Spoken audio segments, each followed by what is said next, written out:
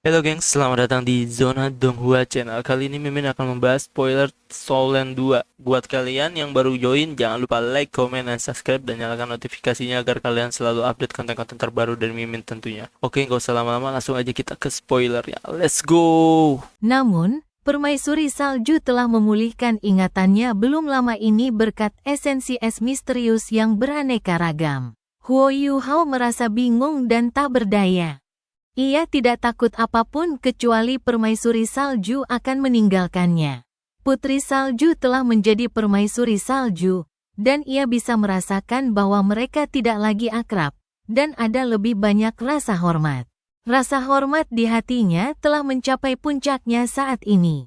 Ia akhirnya mengerti bahwa putri salju kecil yang pernah memperlakukannya seperti ayah adalah diktator di utara ekstrim. Dan ia memerintah ribuan makhluk jiwa. Permaisuri salju, bagaimanapun juga, dia adalah permaisuri salju.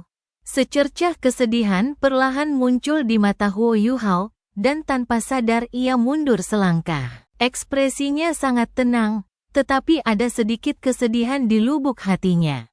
Jika memungkinkan, ia sungguh-sungguh berharap permaisuri salju tetaplah putri salju. Ia bahkan berharap permaisuri salju tetaplah putri salju mungil yang telah menjalin perjanjian dengannya sejak awal. Sang ratu salju hanya berdiri diam di sana dan menatap ke kejauhan sementara sudut mulutnya melengkung membentuk senyuman yang menawan. Kawanan besar makhluk jiwa itu semakin mendekat. Mata permaisuri es pun berbinar-binar, ya, mereka kembali, dan mereka kembali ke dunia tempat mereka berkuasa. Ribuan binatang jiwa bergemuruh melintasi dataran es di utara ekstrim, sungguh pemandangan yang langka. Gelombang binatang buas raksasa itu berkumpul ke arah Huo Yuhao dengan sangat cepat. Dan mereka baru berhenti ketika tiba 1000 meter dari permaisuri salju dan permaisuri es. Semua makhluk jiwa di utara ekstrim perlahan-lahan berbaring sujud di tanah setelah mereka mencapai tempat ini. Menghadap permaisuri salju dan permaisuri es dengan sikap paling hormat dan penuh penghormatan. Binatang-binatang jiwa di kejauhan perlahan-lahan membentuk lingkaran berdiameter 2000 meter. Ketebalan lingkaran ini perlahan bertambah seiring bertambahnya jumlah binatang jiwa. Kebanyakan makhluk jiwa di utara ekstrim berwarna putih. Jika tidak diperhatikan dengan saksama, mereka mungkin mengira mereka hanyalah tumpukan salju di bukit-bukit kecil. Beberapa makhluk jiwa yang ukurannya relatif lebih besar sangat menarik perhatian. Permaisuri salju berdiri diam di sana sementara raut wajah cantiknya mendingin. Ia hanya berdiri di sana, angkuh dan acuh tak acuh, dan tak ada makhluk jiwa lain yang berani berdiri sesombong dirinya. Mereka kagum, mereka menyembah penguasa mereka. Permaisuri salju telah pergi terlalu lama. Namun, meski begitu, tak seorang pun di utara ekstrim berani melupakan auranya.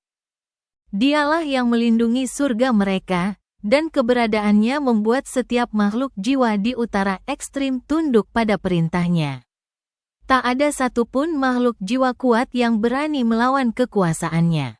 Wilayah utara ekstrim hanya mengalami sedikit konflik sejak permaisuri salju berkuasa. Tak seorang pun berani menantang atau melanggar otoritasnya.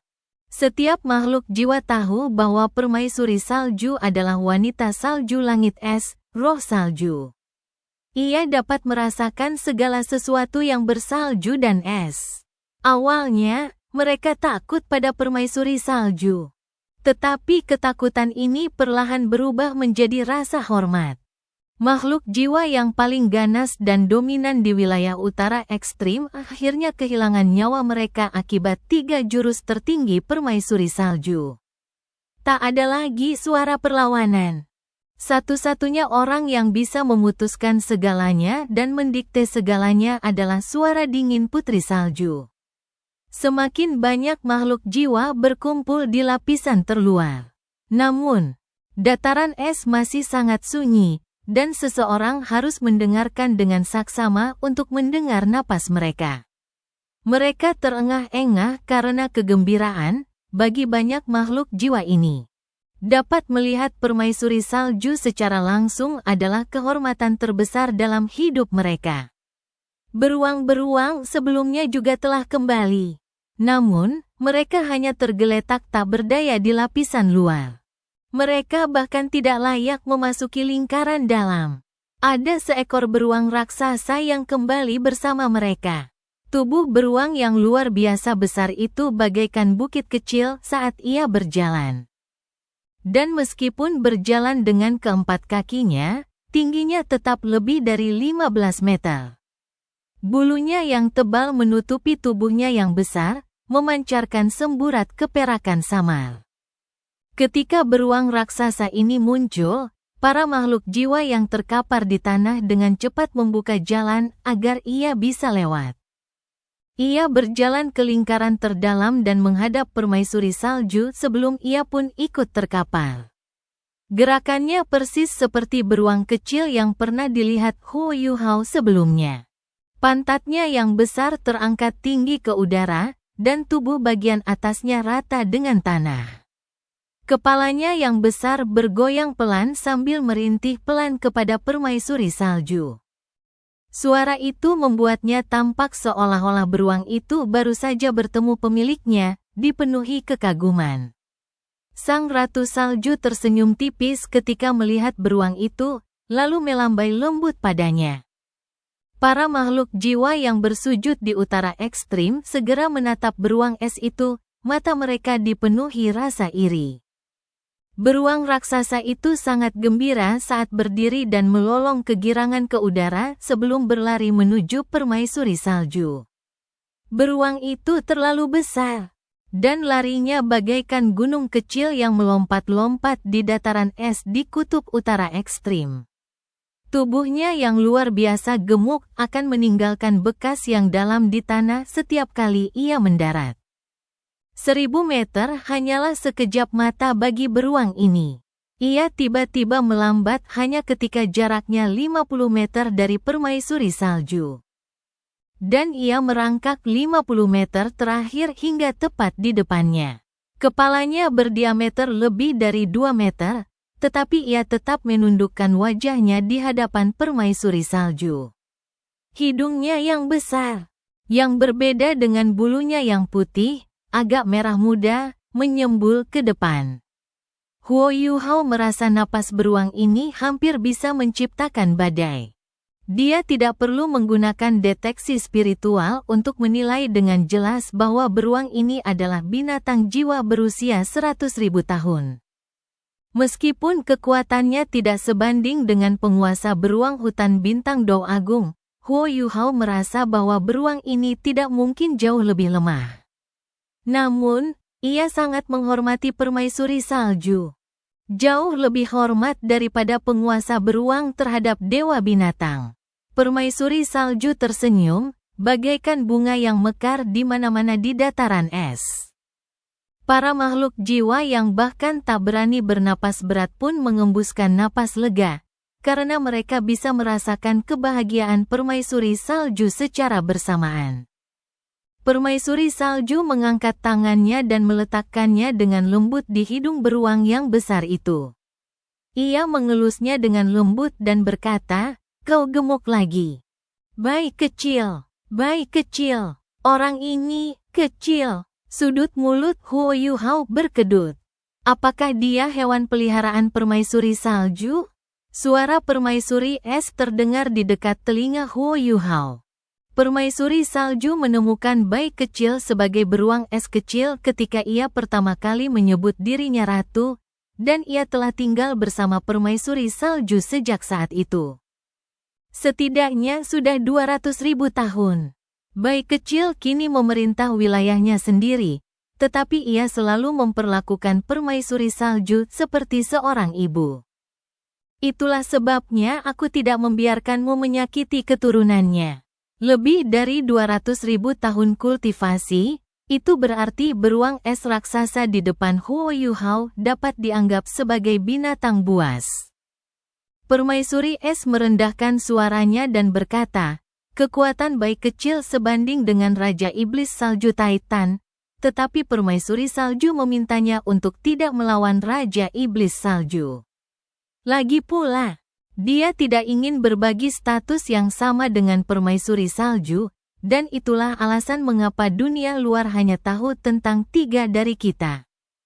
3 Raja Surgawi dari Utara Ekstrim. Mom, Huo Yuhao mengangguk pelan. Ia dipenuhi emosi yang rumit. Meningkatnya kekuatan Permaisuri Salju memang hal yang baik baginya. Tetapi ia merasa seolah-olah Permaisuri Salju semakin menjauh darinya. Sepertinya Putri Salju takkan pernah kembali. Bayi kecil tampak sangat bahagia saat Permaisuri Salju terus membelainya. Ia sesekali merintih, dan bokong putihnya yang besar berkedut-kedut saking bahagianya. Tepat pada saat ini, lingkaran binatang jiwa yang tebalnya beberapa ratus meter itu terpisah sekali lagi. Dan sebuah sosok raksasa muncul dalam penglihatan Huo Yuhao. Bersamaan dengan bayangan pertama, muncul pula segerombolan bayangan raksasa lainnya. Para makhluk jiwa yang telah membentuk lingkaran dengan cepat berpisah dan membuka jalan bagi mereka. Sosok raksasa yang berada di garis depan melangkah masuk ke lingkaran dalam. Sosok ini tampak jauh lebih besar daripada Raja Beruang Es. Bayi kecil, makhluk jiwa ini terlalu tinggi. Binatang jiwa ini tingginya setidaknya 120 meter. Ia adalah spesies binatang jiwa terbesar yang pernah dilihat Huo Yuhao, bahkan dewa binatang pun tidak setinggi ini jika ia bersujud. Terlebih lagi, dewa binatang selalu menampakkan diri dalam wujud manusia. Yang lebih aneh lagi adalah makhluk jiwa yang sangat besar dan menakutkan ini memiliki perawakan yang sangat mirip dengan manusia. Lengannya panjang dan ramping, dan bulu seputih salju menutupi seluruh tubuhnya. Bahkan wajahnya pun memiliki fitur yang mirip dengan manusia, hanya saja terdapat banyak kerutan di dahinya. Dan kulitnya berwarna tembaga. Ia memiliki 2 taring besar, menunjukkan warna aslinya sebagai makhluk jiwa. Huo Yuhao tidak perlu penjelasan dari Permaisuri Es agar dia bisa menebak spesies makhluk jiwa apa ini, Titan Snow Devils yang baru saja disebutkan oleh Permaisuri Es. Hanya Titan Snow Devils yang bisa sebesar itu. Yang lebih penting, Titan Snow Devils adalah sebuah komunitas. Ada lebih dari 100 Titan Snow Devil di belakang yang satu ini. Meskipun mereka tidak setinggi yang pertama, tinggi rata-rata mereka lebih dari 80 meter. Lebih dari 10 dari mereka yang sangat kuat tingginya setidaknya 100 meter, dan tubuh berotot mereka tampak seperti mampu menopang langit. Binatang jiwa lain yang tinggal di dataran es jelas menciptakan jalan yang lebih besar ketika para setan salju datang, dan tak seorang pun berani menghalangi jalan mereka. Ratu Salju, Raja Iblis Salju Titan tidak melanjutkan langkahnya begitu memasuki lingkaran terdalam. Ia berlutut dengan satu kaki dan berseru dengan hormat. Ia berbicara dalam bahasa manusia. Dan merupakan satu-satunya makhluk jiwa yang berani menyapa Ratu Salju secara langsung di antara semua makhluk jiwa lainnya. Ia menyapa Ratu Salju sambil melirik Raja Beruang Es yang berbaring di sebelahnya, dan rasa iri di matanya terlihat jelas. Permaisuri Salju mengangguk ke arah Raja Setan Salju Titan dan berkata, "Tai, sudah lama sekali." Raja Iblis Salju Titan buru-buru menjawab dengan hormat, "Ya, sudah lama, Permaisuri Salju." "Ah, kau Permaisuri Es." Matanya langsung tertuju pada Permaisuri Es, yang berdiri tak jauh di belakang Permaisuri Salju. Permaisuri Es tidak menyembunyikan auranya sendiri, jadi dia mudah dikenali. Permaisuri Es mengangguk pada Raja Iblis Salju Titan. Tetapi tidak berkata apa-apa. Permaisuri Salju ada di sana, jadi ini bukan saatnya baginya untuk berbicara. Kewenangan dan keagungan permaisuri salju di utara ekstrim adalah sesuatu yang tidak akan berani diganggu oleh makhluk jiwa manapun. Permaisuri salju berkata dengan jelas, "Ah Tai, kamu bisa bangun." "Baiklah." Raja Iblis Salju Titan memberi hormat sambil buru-buru berdiri. Sekelompok iblis salju Titan di belakangnya sudah berlutut seperti domino sejak lama. Dan mereka semua tampak sangat hormat. Pemandangan itu sungguh luar biasa. Ukuran Titan Snow Devil yang luar biasa besar benar-benar tak tertandingi di antara makhluk jiwa yang berjalan di darat. Begitu banyak Titan Snow Devil yang berlutut sungguh spektakuler. Permaisuri salju melambaikan tangan ke arah Titan Snow Devil dan berkata, "Kemarilah, duduklah di sampingku." "Baiklah, baiklah." Raja Iblis Salju Titan segera berlari riang ke sisi permaisuri salju. Keributan yang ditimbulkannya sebanding dengan Raja Beruang Es saat ia berlari menghampiri. Huo Yu Hao menyaksikan detail yang sangat lucu saat itu. Raja Beruang Es masih menikmati belayan permaisuri salju, tetapi matanya terpejam rapat saat ia melirik Raja Iblis Salju Titan. Sebagian kecil pupil matanya jelas memancarkan rasa jijik. Jelas bahwa hubungannya dengan Raja Iblis Salju Titan tidak terlalu baik. Dong, dong, dong. Raja Iblis Salju menghampiri permaisuri salju dan duduk bersila di samping beruang itu. Raja Beruang Es dan Raja Iblis Salju terlalu besar. Dan Huo Yu Hao langsung merasa seolah-olah ada gunung lain yang muncul di hadapannya. Raja Iblis Salju tidak berani main-main di depan permaisuri salju. Namun, ia jelas-jelas menyentuh tubuh Raja Beruang Es saat duduk, dan keduanya saling dorong dengan kuat, tetapi tak satu pun berhasil. Namun, serangkaian suara retakan terdengar di atas es keras di bawah mereka. Sungguh mengerikan orang-orang ini.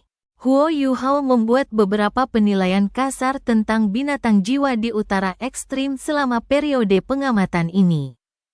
Ia menyadari bahwa binatang jiwa di dataran es jauh lebih kohesif dan bersatu dibandingkan dengan binatang jiwa hutan Dou bintang besar. Baik Raja Beruang Es maupun Raja Iblis Salju Titan berada di puncak rantai makanan di tempat ini, tetapi mereka tetap tidak berani main-main di depan permaisuri salju.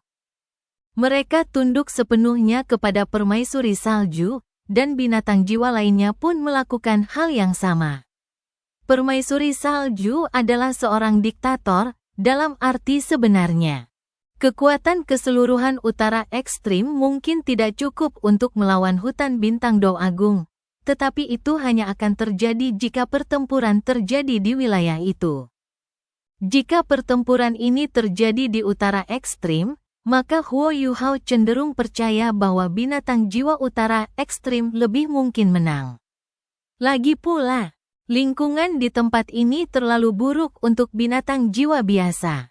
Permaisuri salju berkata dengan jelas, "Baiklah, karena hampir semua orang sudah di sini, kita bisa mulai.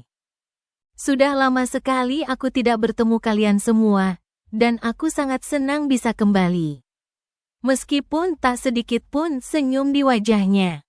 Ribuan makhluk jiwa langsung bersorak kegirangan begitu ia mengucapkan kata-kata itu. Raungan dan gelombang suara yang memekakkan telinga dengan paksa merobek badai yang membelah dataran es. Setiap makhluk jiwa menjadi bersemangat, seolah-olah mereka diliputi oleh haus darah yang membara. Permaisuri salju perlahan mengangkat tangan kanannya dan menekannya ke udara. Raungan memekakkan telinga dari ribuan makhluk jiwa segera berhenti, dan semuanya kembali hening. Permaisuri salju menatap Raja Iblis Salju Titan di sampingnya. Raja Iblis Salju bisa merasakan tatapannya, dan langsung menundukkan kepala untuk menjilatnya. Permaisuri salju berkata, "Aku telah berkultivasi secara tertutup selama beberapa tahun ini, dan aku telah bekerja keras untuk menembus hambatan berikutnya. Kalian semua tahu bahwa aku tidak muda lagi. Dan aku telah hidup terlalu lama di Tian, mata jahat, dan aku telah mencapai akhir. Dunia masa depan adalah milik kalian. Utara ekstrim adalah surga. Hal yang paling membuat saya puas adalah kedamaian di utara ekstrim. Saya mengumpulkan semua orang di sini untuk dua hal penting. Pertama, saya di sini untuk mengumumkan kepada semua orang bahwa saya akan memasuki episode kultivasi tertutup lainnya setelah bertemu semua orang di sini hari ini. Dan saya tidak tahu bagaimana hasilnya nanti. Saya di sini untuk mengucapkan selamat tinggal kepada semua orang. Kemungkinan besar ini adalah pertemuan terakhir kita. Kedua, saya di sini untuk menunjuk pengganti saya. Perkataan permaisuri salju menyebabkan kegemparan di seluruh makhluk jiwa di utara ekstrim. Permaisuri salju adalah pelindung ilahi dari utara ekstrim. Permaisuri salju berkata bahwa ia akan segera meninggalkan dunia ini, dan ia ingin mencoba terobosan yang sangat sulit. Sungguh tak terbayangkan, dan seperti malapetaka bagi mereka. Raungan dan lolongan dahsyat terdengar saat Raja Iblis Salju Titan tiba-tiba berdiri. Ia memukul dadanya yang bidang dengan keras. Dan lolongan amarahnya berderak begitu dahsyat hingga meredam kegaduhan dari semua makhluk jiwa lainnya. Aura dahsyat bercampur aura pembunuh yang tak terbatas menyelimuti langit. Sementara para makhluk jiwa yang baru saja membuat keributan menundukkan kepala dengan ngeri. Namun, itu tidak membuat emosi mereka tenang. Permaisuri salju adalah dewa di utara ekstrim. Mungkinkah utara ekstrim tetap sama tanpa dewa mereka? Raja Setan Salju Titan mengamati semua orang dengan dingin sebelum dia duduk di samping permaisuri salju sekali lagi. Permaisuri salju berkata dengan jelas, "Aku nyatakan bahwa Ahtai akan menggantikanku mulai saat ini. Dia akan menjadi penguasa utara ekstrim. Dan kalian harus menghormatinya seperti kalian menghormatiku dan mendengarkan perintahnya, dan kalian harus mendukungnya untuk menjaga perdamaian di utara ekstrim." Ahtai memang sedikit kasar dan tak beradab, tetapi dia jujur dan tulus, dan dia sangat terhormat. Dia tidak mengandalkan kekuatannya untuk mengalahkan spesies lain. Dan dialah kandidat yang paling tepat. Para makhluk jiwa di utara ekstrim kembali tercengang setelah ia mengatakan itu. Dari sudut pandang para makhluk jiwa, hanya permaisuri es yang bisa menggantikan posisi permaisuri salju.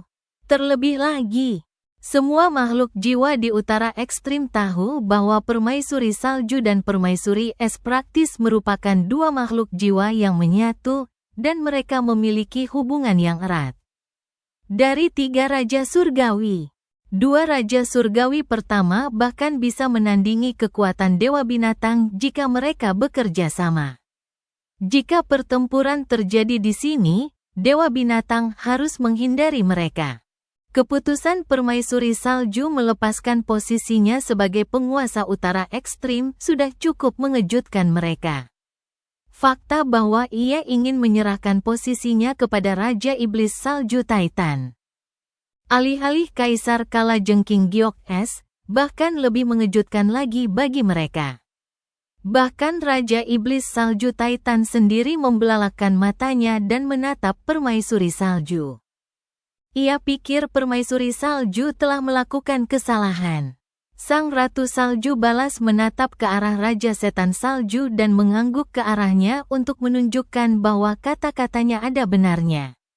"Ratu Salju, kau!" Suara Raja Iblis Salju terdengar agak gemetar.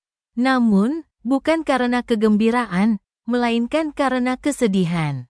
Hanya binatang buas yang tahu apa arti rencana permaisuri salju. Keputusannya berarti ia tidak yakin bisa menembus hambatan berikutnya, dan permaisuri es menghadapi situasi yang serupa.